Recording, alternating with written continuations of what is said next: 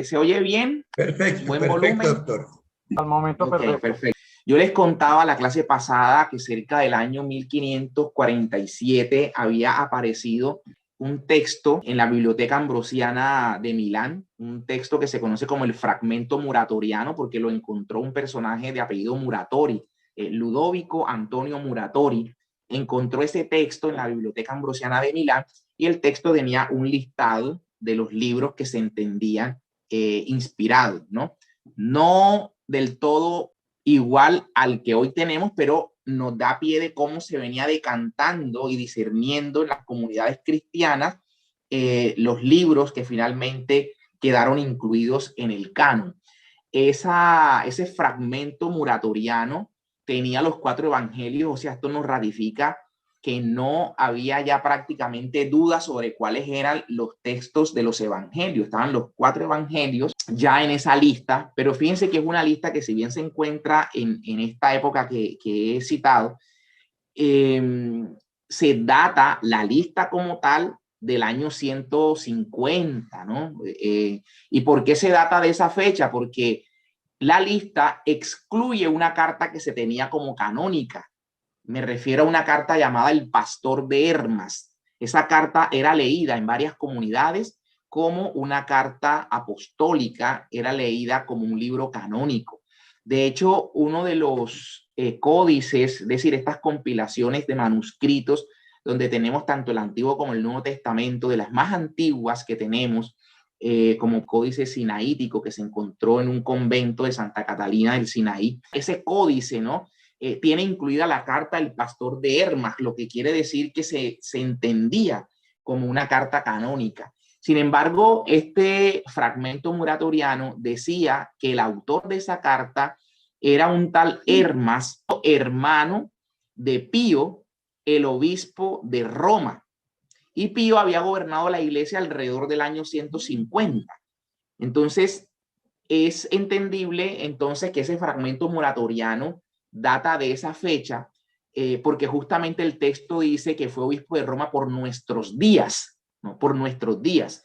Entonces, estaba muy cerca a esa fecha, por eso se data por tarde entre el 170, ¿no? Ese fragmento muratoriano, que miren que tenía allí como canónico el Apocalipsis de Pedro, ¿no? Un texto que hoy día no es canónico, pero ese fragmento muratoriano tenía incluido el Apocalipsis de Pedro. No traía incluido una de las cartas de Juan, ni tampoco una de las cartas del apóstol San Pedro, no las traía como canónicas. Entonces esas cartas, digamos que la iglesia las fue discerniendo, había disputas sobre si ese tal presbítero o anciano al que se refiere la carta de Juan tenía o no que ver verdaderamente con Juan el apóstol. Y la iglesia tuvo que discernir eso, ¿no? Para finalmente encontrar o acoger como canónicos esas cartas de Juan. La carta de Santiago también tuvo disputas sobre si entraba o no al canon bíblico. Y entonces, como veníamos contando en la clase anterior, todo este discernimiento de la iglesia tuvo que llevar a que la iglesia se reuniese en concilio y tomara las directrices sobre cuáles eran los libros verdaderamente canónicos en concilio. Y decíamos entonces que el primer concilio que la iglesia convoca fue el concilio o el sínodo de Roma en el 382 y posteriormente en los concilios de Hipona y de Cartago en el 397. La iglesia ya prácticamente deja en claro el listado de los libros, los 73 libros canónicos. Podríamos ahí cerrar esta parte del canon bíblico, ¿no? Paso en los minutos que nos quedan a darle forma a lo que hoy traía o quería presentar, que era el tema concerniente a la fiabilidad de los textos bíblicos. ¿Okay? Cuando digo la fiabilidad de los textos bíblicos, es lograr entender y demostrar, y tratar de demostrar por qué podemos nosotros tener la plena confianza de que los textos bíblicos, y me voy a referir puntualmente al Nuevo Testamento, ¿no? Porque estos textos son verídicos.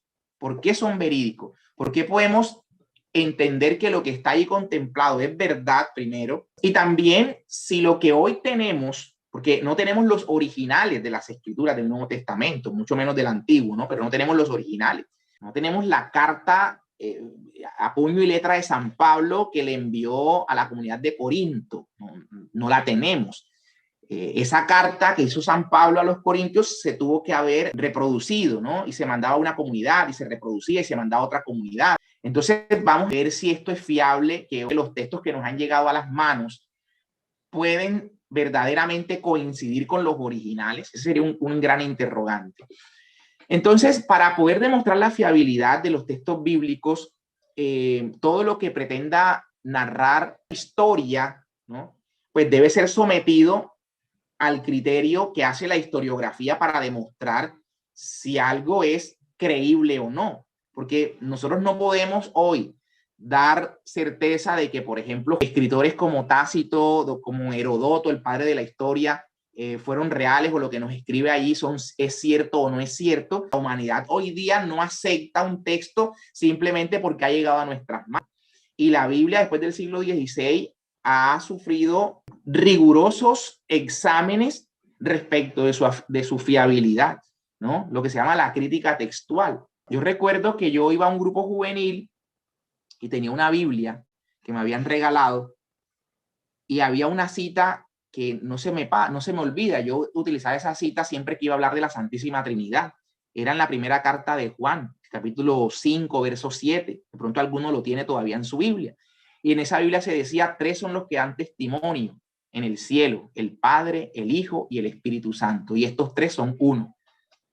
Y luego estudiando yo me he dado cuenta que ese texto es un texto espurio, o sea, fue un añadido. Eso no estuvo nunca en los textos originales. Juan en su carta no escribió eso, ¿no?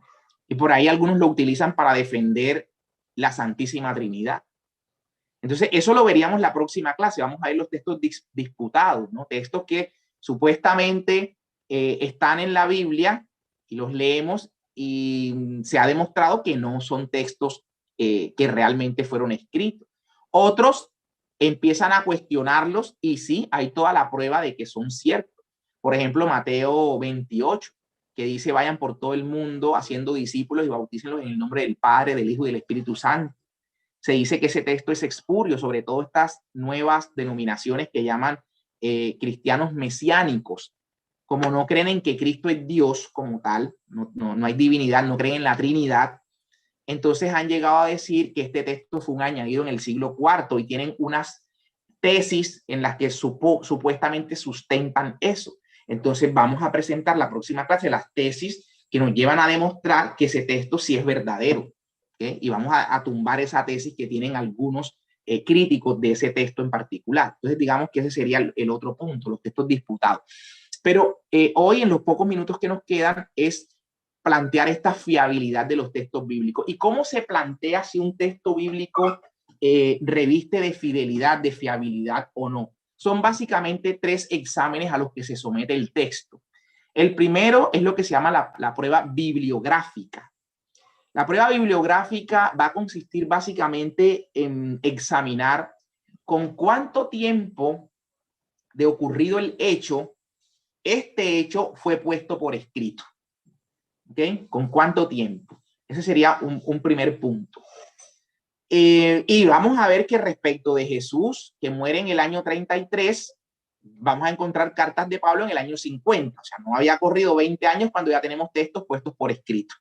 ¿Okay? Y es probable que incluso haya habido sobre la resurrección textos de los cuales bebió luego Marcos, por ejemplo, que habían sido puestos por escrito pocos años después, casi que inmediatamente a la muerte de Cristo. Entonces ahí la prueba bibliográfica va a tener un gran punto favorable hacia la fiabilidad de los textos bíblicos, por la cercanía con la que estos textos fueron puestos por escrito.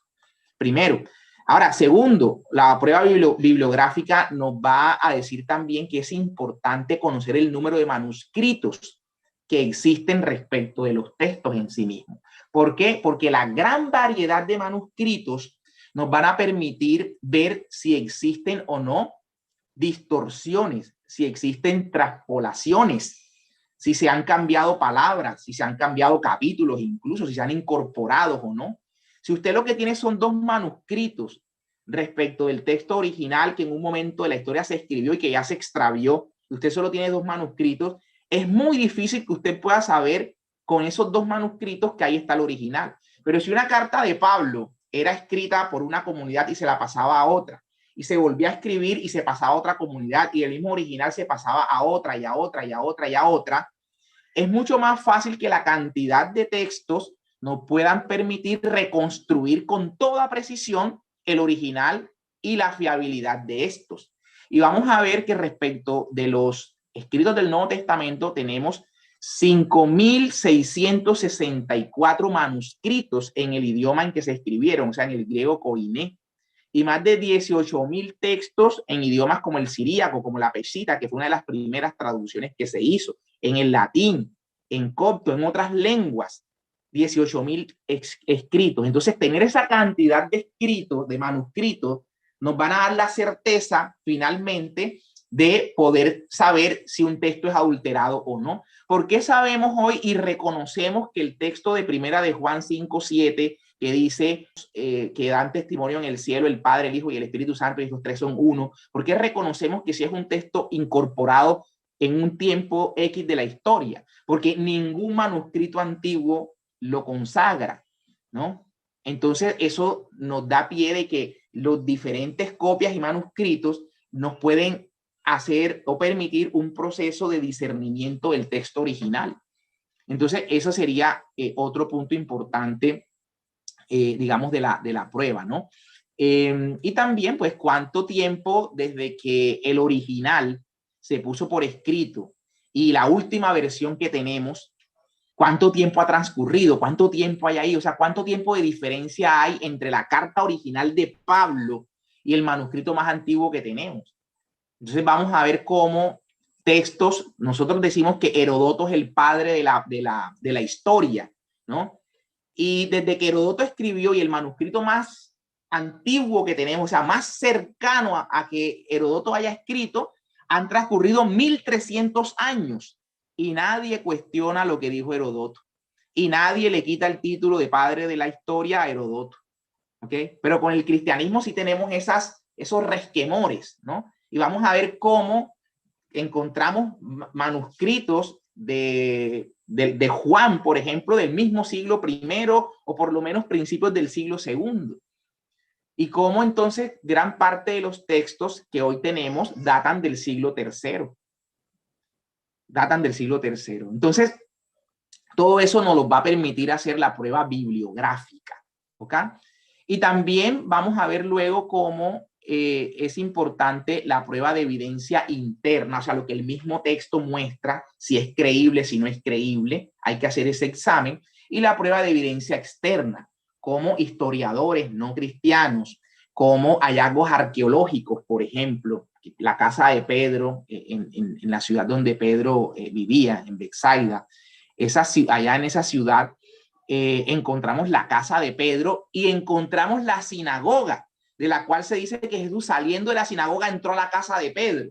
Entonces encontramos la casa y encontramos la sinagoga y está el hallazgo arqueológico allí, que nos da fe de lo que dice el texto bíblico.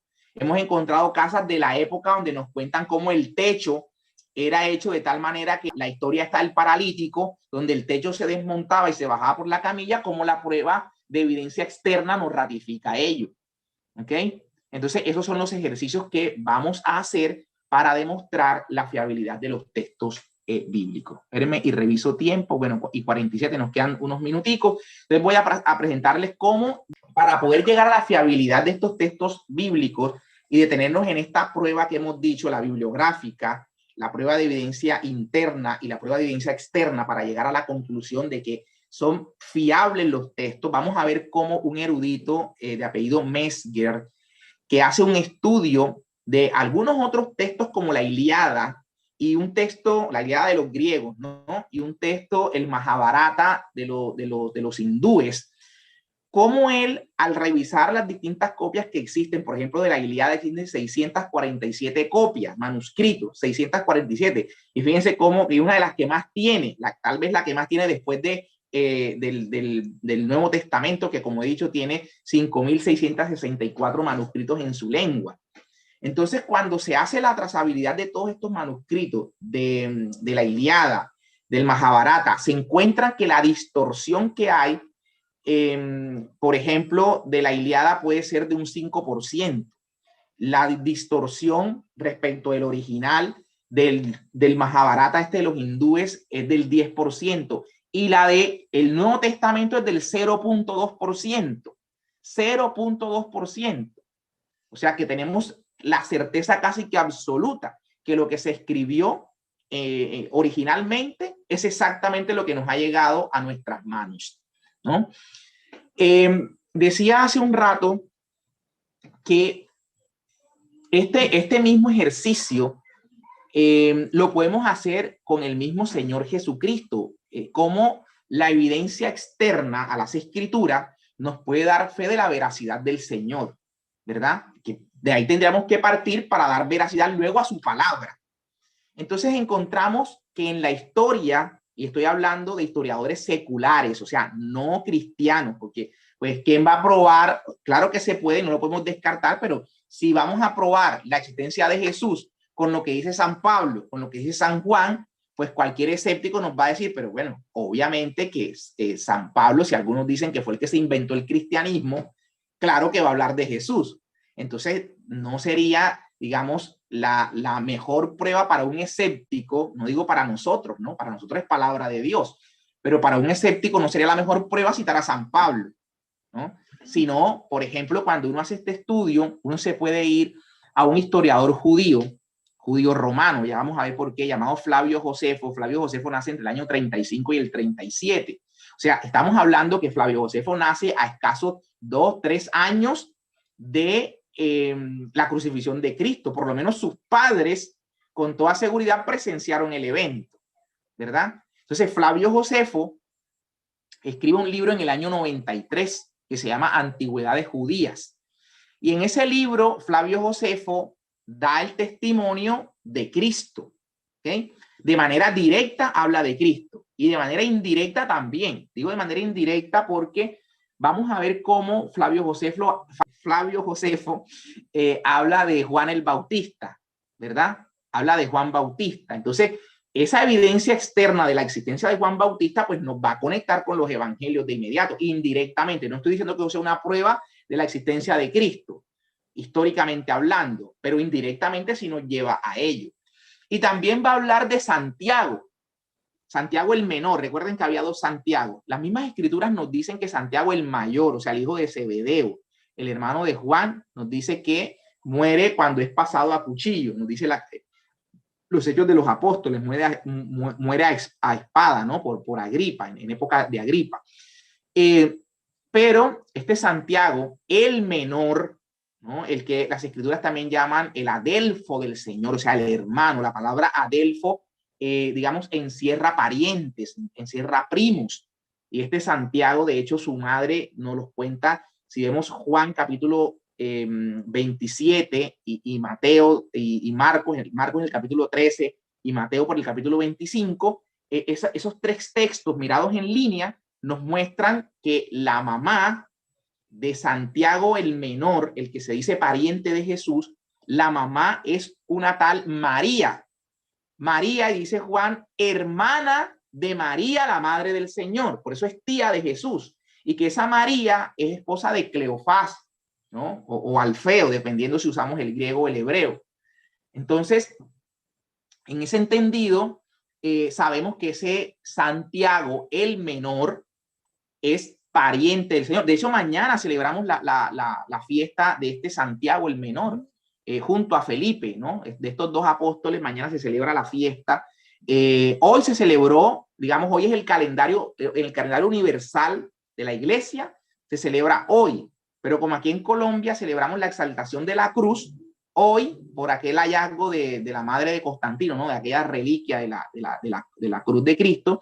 Entonces nosotros pasamos la fiesta de San Felipe y de Santiago, la pasamos para mañana. Entonces este Santiago del que estoy hablando lo vamos a celebrar, y por eso mañana, aunque estamos en Pascua, el color va a ser rojo, ¿no? Porque este Santiago va a morir de la forma como a continuación les voy a contar.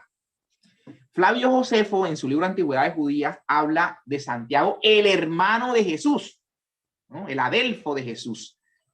Entonces, ya ahí nos está hablando un historiador externo no cristiano, un judío que servía para el imperio romano, por eso digo judeo romano, nos va a contar que el sumo sacerdote de la época, Ananías, dice una persona sin alma, un desalmado, así lo califica Flavio Josefo, dice que había convocado al Sanedrín aprovechando que el procurador de la época, Festo, había muerto y le sucedía Albino.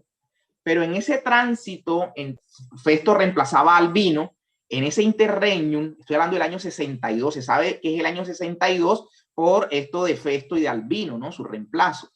Entonces, en el año 62, aprovechando ese tránsito de que no había llegado el procurador a la provincia de Judea, ordenan apedrear a Santiago el Menor, al hermano del Señor, ordenan apedrearlo.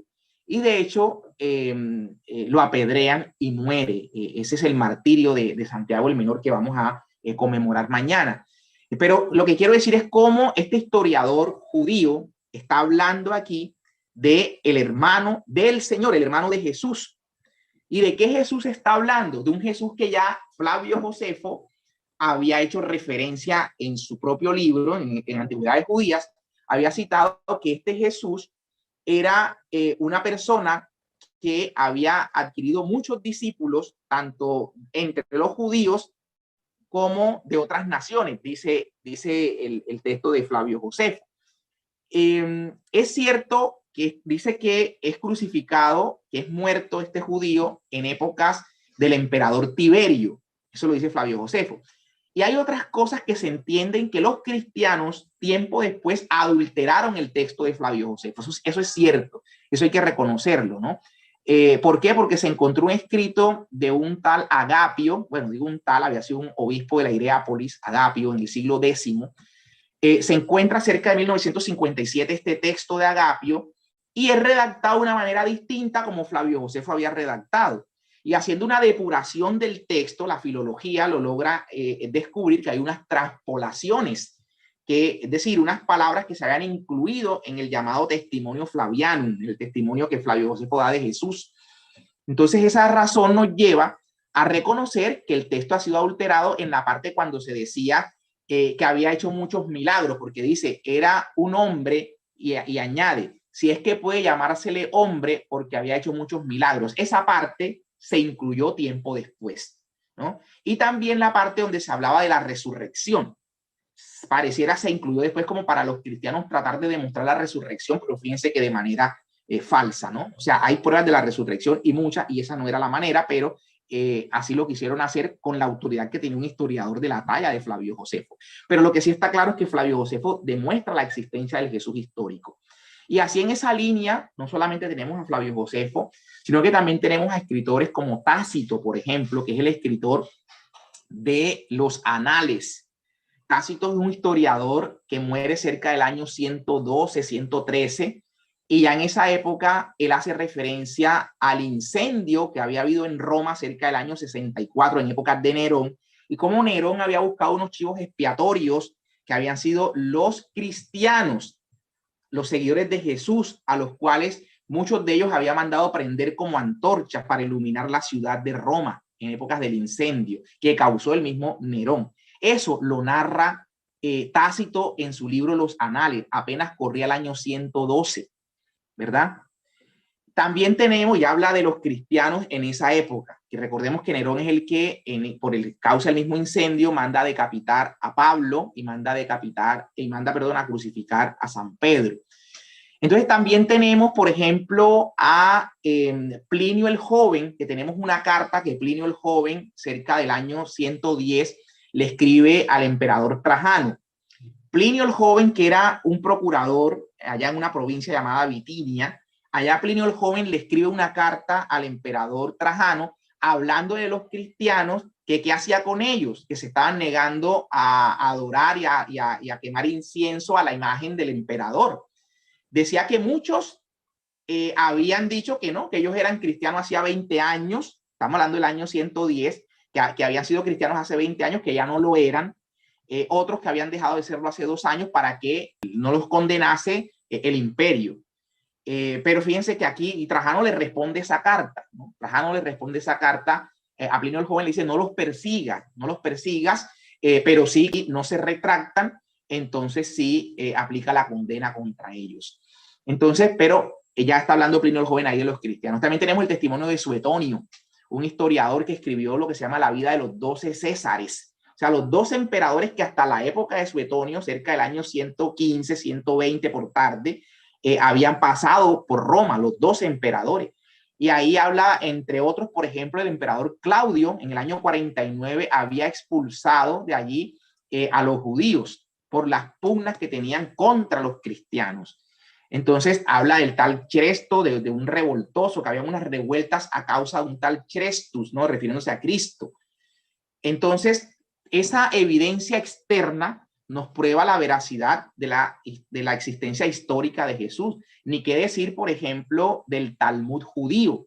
En el Talmud judío, tal vez de una forma reaccionaria frente a las voces que se escuchaban de Cristo, en el Talmud judío se habla de que un tal Jesús, un hechicero, decían ellos, ¿no? Una forma reaccionaria, repito, a lo que se ventilaba para la época, decían que un tal Jesús, que era un hechicero, fue condenado y se abrió un espacio, un tiempo para que quien tuviese un testimonio en favor de él viniese a darlo. Pero como nadie fue a dar un testimonio en favor de Jesús, del hechicero, como lo llamaron en el Talmud, entonces lo colgaron en la víspera de la Pascua, ¿no? Eso lo dice el Talmud judío, o sea, evidencias externas, y ese es el ejercicio, repito, que se hace con las escrituras. Bueno, 8:00, perdónenme que corte así, pero tratando de cumplir el tiempo al máximo, 8 en punto, allí cerramos, y la idea, como repito, pues la próxima, entonces redondeamos un poquito, por qué estas pruebas, tanto la bibliográfica como la de evidencia externa y cuáles existen, y así la de evidencia interna de las escrituras, nos llevan a demostrar la fiabilidad de las escrituras, del Nuevo Testamento en particular. Y que, como les decía, en el estudio que se ha hecho, Bruce Metzger, un historiador, un crítico textual, llega a la conclusión de que hay una tasa de distorsión apenas del 0.2% de los textos del Nuevo Testamento. Bueno, ahí cierro. Si hay preguntas y en caso que estén a mi alcance, con el mayor gusto ayudo en la solución o en la respuesta que haya, o cualquier aporte, adelante. Muchísimas gracias, doctor Fabián. Como siempre, muy interesante este recorrido que nos está haciendo. Bueno.